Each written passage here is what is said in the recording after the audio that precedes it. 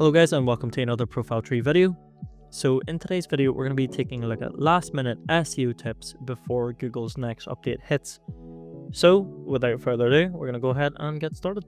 So as we all know, Google updates its algorithm very regularly. With each update, it can impact your website's rankings and traffic. So whether you've been preparing for the next update or you're scrambling at the last minute, this video is packed with actionable tips to help you stay ahead of the curve and ensure that your site continues to perform well in search results. To start us off, we're going to be understanding the latest Google updates. With the latest Google updates, we need to understand what exactly is upcoming on this actual update here.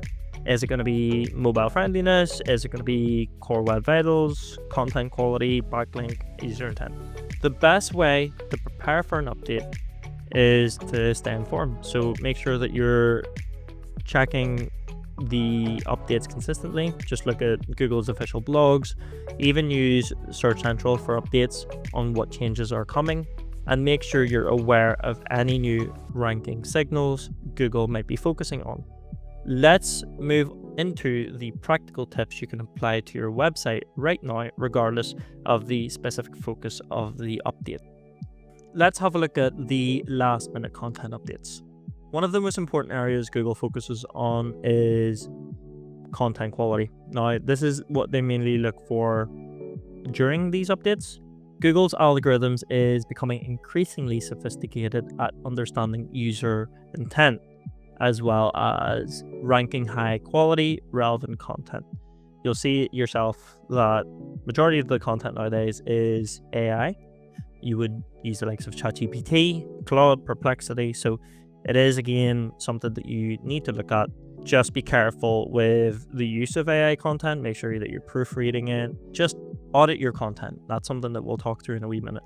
But with Google's algorithm, just make sure that you're relevant, that you're using relevant keywords, and make sure that your content is relevant to the topic that you have. So let's have a look closely into the top factors. So audit your content. That's number one.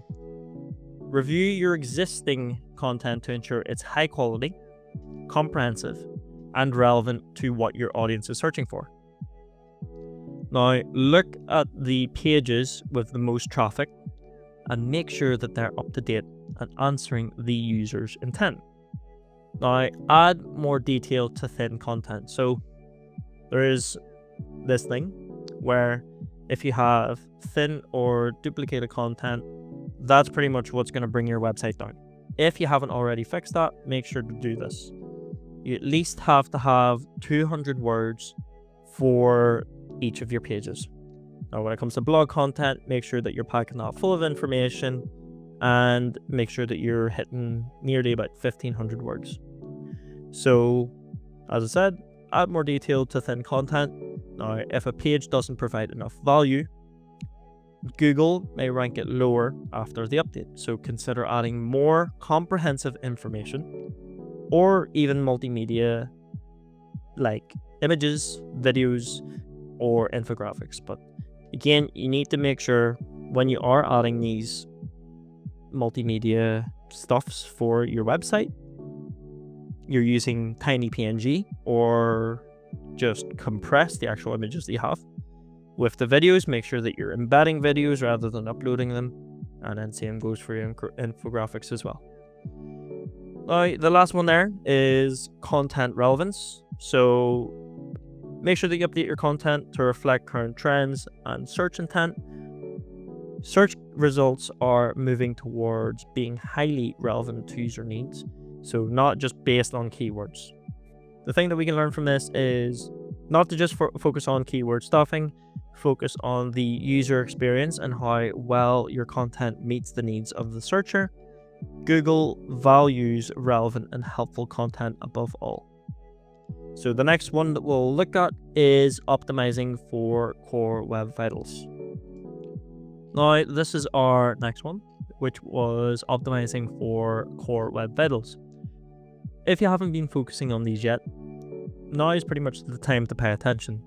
Core Web Vitals measure the user experience on your website. They're becoming increasingly important ranking factors in Google's algorithm. The Core Web Vitals include your largest contentful paint. So that's LCP. So how quickly the main content of your page loads. You also have first input delay. So how quickly your website responds to user input. Cumulative layout shift. So how stable the page is as it loads. You can always check this through an SEO tool like Ubersuggest, Ahrefs, SEMrush, just to have a look at the Core Web Vitals, or you can also check it on the Inspect tool using Lighthouse. So if you use that, that's Google's performance checker for the website. You can actually check it through mobile as well as the desktop. To implement all of this, a way you could do it is by optimizing your images. So compress and resize large images, and that way you can ensure that your pages load faster. Google always wants your website to be fast, responsive, and stable. So another one is to implement lazy loading. Now, this delays the loading of images or videos until the user scrolls down to them, and that again will improve load times. You can also minify JavaScript and CSS. Now, just make sure to reduce any unnecessary code to speed up the website. If you have a WordPress website, great. Go ahead and start removing unnecessary code within that site. Another one that you could do is to reduce server response times. This ensures that your site loads quickly once the user clicks through from Google's search results. Use the likes of Google PageSpeed Insights to identify any issues with your Core Web Vitals and fix them before the update hits. You can also use GT metrics if you have a paid plan, and that way you can have a look and see what the issues are in a lot more detail. Now, our next one here is mobile optimization. So mobile first indexing is something that Google prioritizes. So this pretty much means that mobile versions of your site for rankings is the one that's going to be optimized most. So having a mobile friendly site is no longer optional. It's pretty much necessary. There's 3 top factors to mobile optimization. You have mobile usability. Now, make sure that you ensure that your site is fully responsive. That means it should adjust smoothly to different screen sizes, especially on smartphones as well. And as well as that, don't forget about the tablets too. Page speed on mobile. The speed of your site on mobile devices are pretty much crucial. So a slow mobile site can hurt your rankings and user experience. As well as that, pop-ups and ads. So Google doesn't like intrusive pop-ups or ads on mobile devices. So make sure your ads aren't disrupting the mobile user experience.